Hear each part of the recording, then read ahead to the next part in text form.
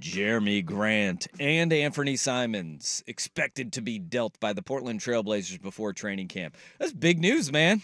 Two best players on the Portland Trailblazers are on the block and expected to be traded prior to the start of training camp.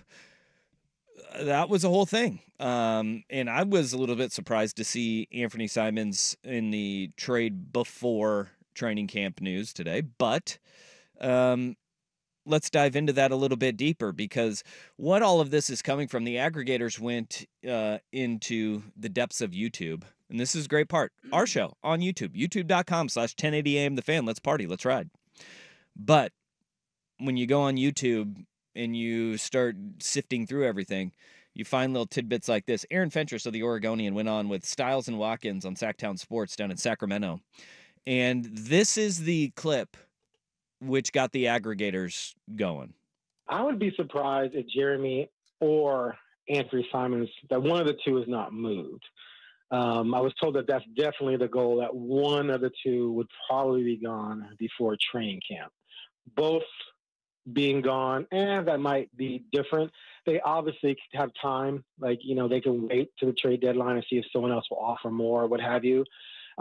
So I think eventually both, like, to me, what they're doing right now, making it clear that Scoot Henderson and Shaden Sharp are the centerpieces of the rebuild. And now, of course, they love Klingon. That means you've got to move Anfreenee, especially because you've committed to two guards, and Anfreenee is better than both of them right now, right? So you have to start Anfreenee, or it's going to look silly. If they don't start Anfreenee, he's going to probably demand a trade. So he's got to go at some point soon. And then Grant, you can probably wait a little while longer because he's clearly he's your best forward by far. So you can start him and justify that, and it's not a big deal. But as cool a guy as Grant is, Grant doesn't want to waste his 30s, what years he has left, on a team that's actively tanking again and might even tank again the next year. He wants to go somewhere where he can win. So both of them will be, I predict both of them will be gone by next summer. It just depends on when it happens. Well, that isn't nearly as salacious as the headlines would indicate. But he did say he has been told that the goal is to move both Ant and Grant. I've directly contrary to that have been told that is entirely not the case. Yep.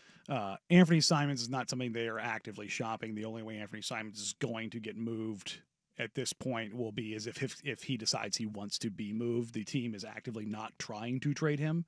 As it pertains to Jerami Grant, he is a guy who is open to a move if it makes sense, and it's the same side for the Trailblazers. There's not a push to move either of them.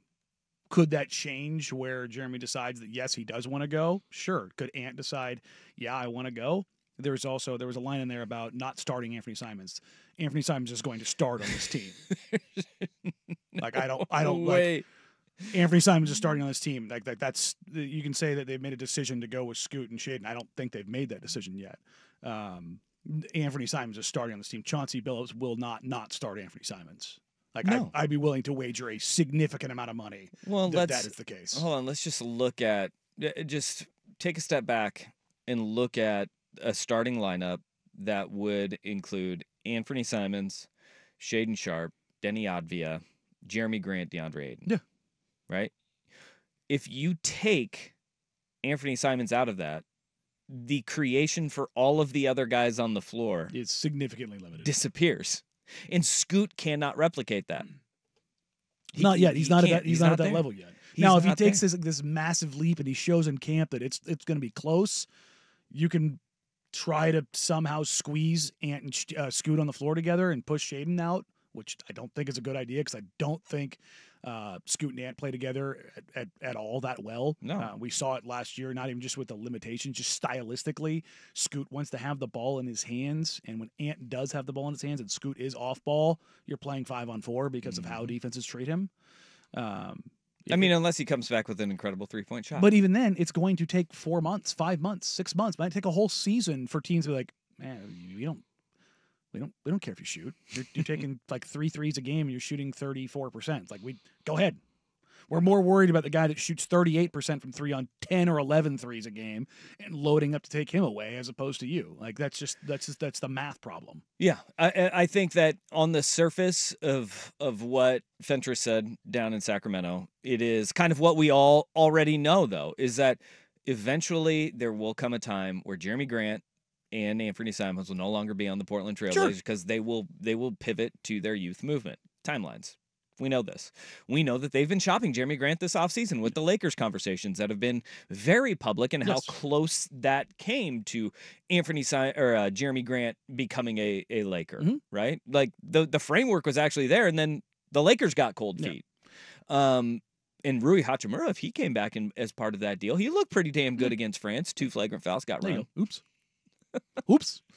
But they're not. There's not like this rush to move either of them, and like in him saying that there's a franchise goal to have them move before the start of the season, but also say that he thinks they'll both be moved by next summer. It's like there's a strong contrast between the two of those. Yeah, there's about 10 months in between. Yeah, like do I believe that Ant and Jerami will both be here next summer?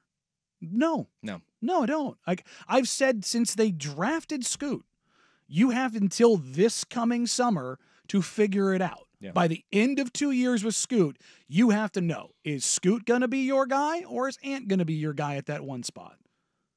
And the reason I left it open-ended is because you never know with rookies. You just don't, like, is Scoot ever going to be as good as Anfreenee Simons?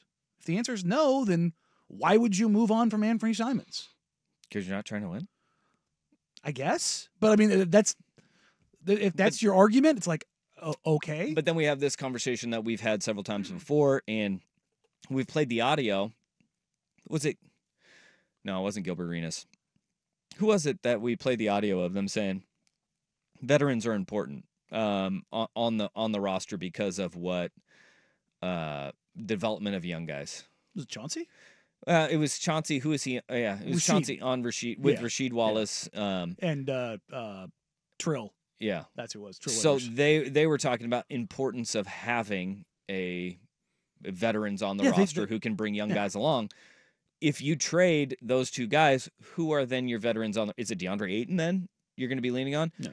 One of those guys, if not both of those guys, will be on this roster till the trade deadline or throughout the entirety of the season. Because of that, bringing young guys along, developing them, helping them grow. And look, Anfreenee Simons was just on Chris Haynes' podcast. Yeah.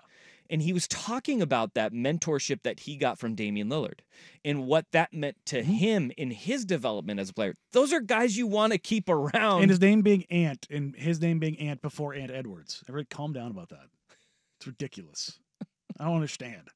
We're getting worked up. Well, I know. But when the more popular guy comes through. 5 years later. Yeah. But, I mean, it still is like Ant Edwards does carry more weight nationally, sure, so you get buried down. But it's not like he tried to come and swipe the Ant moniker from Ant Edwards, which somebody actually accused him of doing earlier. And no, Anfreenee went full KD. Yeah, it was great. There you go. I was like, oh, good. Maybe we can just call Get a little irritated. Maybe we could call Anfreenee Simons the Slim Reaper then, because he didn't want that. He didn't want it. Yeah, KD didn't want that. We'll just call Anfreenee Simons the Slim Reaper. He can make his name off that name.